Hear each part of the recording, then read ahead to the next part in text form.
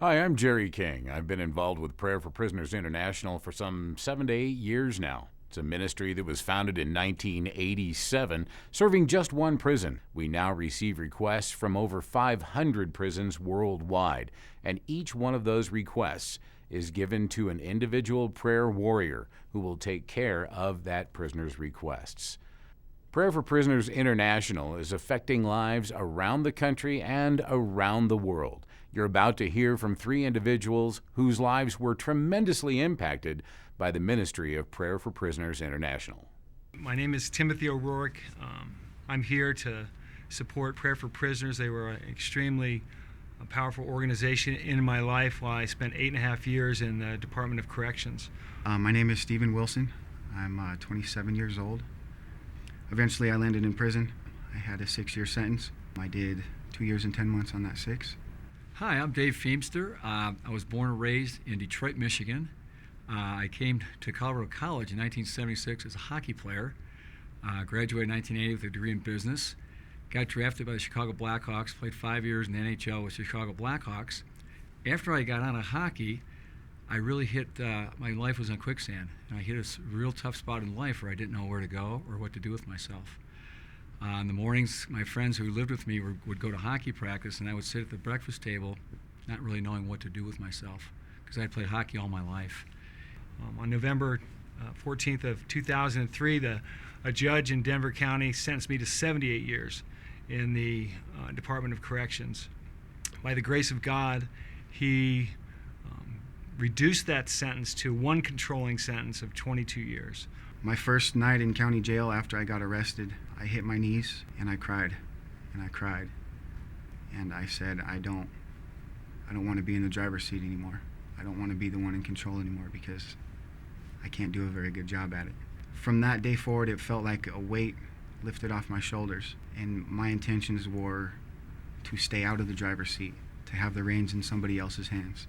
So a great friend of mine by the name of Mike, who I grew up with, invited me to go on a mystery trip to a prison down in Houston, Texas. And a gentleman was speaking that one day. His name is Bobby Watkins. And he posed a question that day, and he said, real men stand up in the light and tell the truth.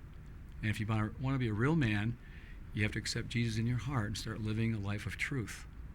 I had never heard that before, and something drew me. And I looked around, I saw these prisoners that were in this maximum security prison, and I was one of them. I was a prisoner going through my life as sin had captured my life as well. And here I was in a place where I thought, maybe God would forgive me for what I have done in my life. I spent that time immersing myself in the Word of God, finding out who I was, and basically repenting for all the mistakes that I had made, turn from an old and empty life into a new life. And that's really the start of who I am now. Simply amazing, the things that started happening, people that started calling me, family members that I had definitely burnt the bridge between. They were reaching out to me. My ex-wife started contacting me again. She started writing me letters, sending me pictures from my son.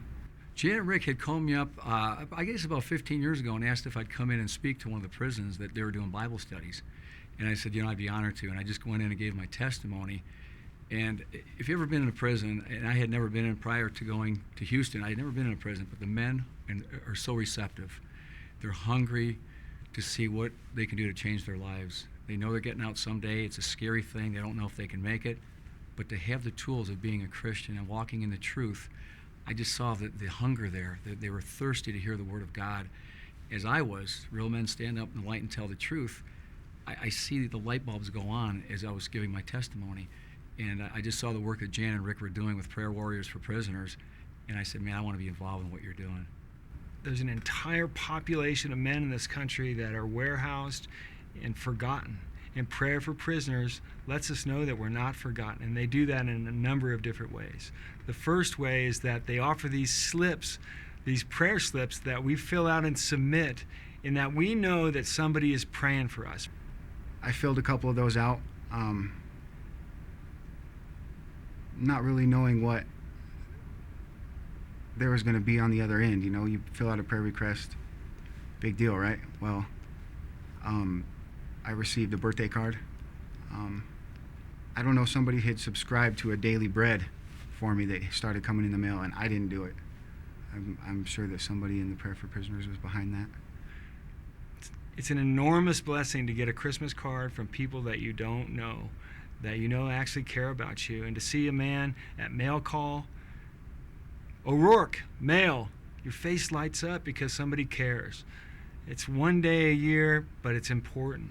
The other thing that they do is they come in and do these worship services with us, and to have someone come from the outside that will spend time worshiping with you, praying with you, talking with you, remembering you, forming a relationship with you, that's really ministering to the least of these that Jesus talked about in Matthew 25, is that they come in, they're the hands and feet of Jesus. Rick is a phenomenal musician, and he came in to lead worship, and they were always really, really friendly, and they showed somebody cares. And the other thing that they do is they publish a newsletter online which gives those of us that are artists or writers a forum to publish poems, art. There's so much talent on the inside that these men don't really have a place to publish their artwork. And Jan and Rick offer that through their website. So those are 4 great things that they do. It was very inspirational to see somebody who cared enough to put the talent that there was in prison on display so that everybody could take a look at it. It gave them something to say, look, this is what I did. These are these people that care. There was a lot of inspirational poems. Those are just a few stories of people whose lives have been impacted by Prayer for Prisoners International. There are many ways you can become involved with Prayer for Prisoners International. You can become a prayer warrior. You can hold a Christmas card party. Did you know that 90% of prisoners don't receive any mail at all?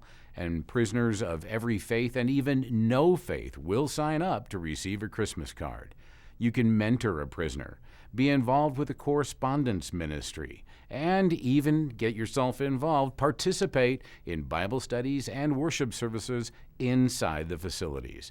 With all of that in mind, you can contact Prayer for Prisoners International via email, via phone, or by visiting our website. The gifts, talents, and treasures that God has given you can be used to grow His kingdom when you prayerfully consider the ministry of Prayer for Prisoners International.